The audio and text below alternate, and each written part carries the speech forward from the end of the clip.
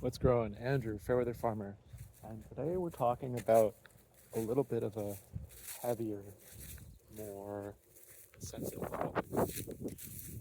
How do you manage and deal with isolation and solitude while living in the country or working on a farm, especially if you're single, you don't have kids, you're living out there by yourself, you're not living there with your family. Not to say that it's not still difficult, but this video is about, as a single person living by themselves, how do you resource your need for community and social connection, especially in the context of running a farm? Because if you're running your own farm, then you know how much time, energy is required of you to keep that functioning and growing. And realistically, it's probably pretty difficult for you to get off site of the farm because it's probably going to require you to be there quite often to be watering or taking care of your animals, depending on the production you're doing.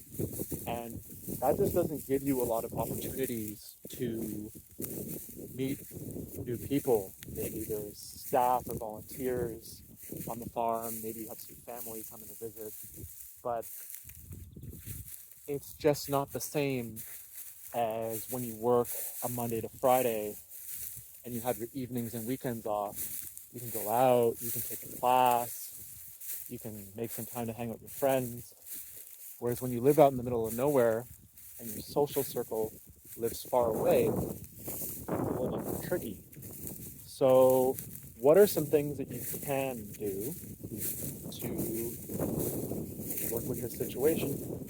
First of all, how can you connect with and socialize with people in moments where you can't actually see them physically? Maybe you can give someone a call, write an email, a letter, send a text message, maybe shoot photos of your day back and forth with people that you care about. And, how can you find time around your work schedule to get out there? Maybe taking a class, maybe it's not 10 minutes away, maybe it's not even 20 minutes away, maybe it's an hour, or maybe it's even 2 hours away. But what are things that you're interested in doing, and how can you get out there and find a way to do it anyways? Maybe you can cut off work early and go to like an evening class or workshop or community event. And as well, it's like, having dogs and cats, that's a certain form of connection. But what are the things that you can do to resource yourself in moments where you are alone? Because you're not realistically going to be always able to talk to somebody. So, for me, it's yoga and meditation, working out, just cooking, eating healthy, maybe reading a book, going for a walk in nature. What are things that you can do to resource yourself, fill your cup so that you feel good in yourself and in your days? You know, um, who can you have in your circle that would actually want to come and visit you out where you live?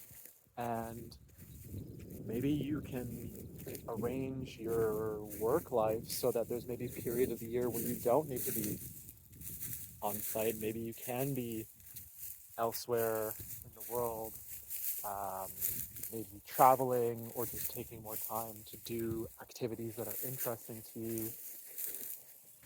And, as well, like, even if you are like living with a partner or you have kids and whatever, if you're doing this whole farming thing, making sure that you're taking time to actually spend it with your family and your loved ones, because life is short. And when you're just working all the time, kind of just pass you by.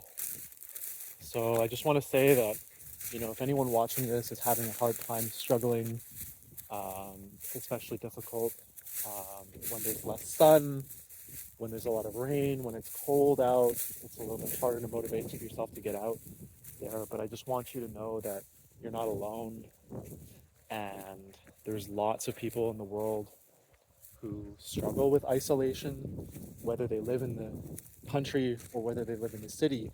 You can have 100 people in the room and you can feel alone, and you can have lots of neighbors all around and you can still feel alone. So I just want you to know that there's other people out there going through similar things that would understand what you're going through, and that, you know, it's going to be okay, you know? And one day at a time, you make the most of it, and, just never be afraid to ask for help when you need help. So I hope that this does help in some way, and maybe we'll do some more follow up on this topic another time.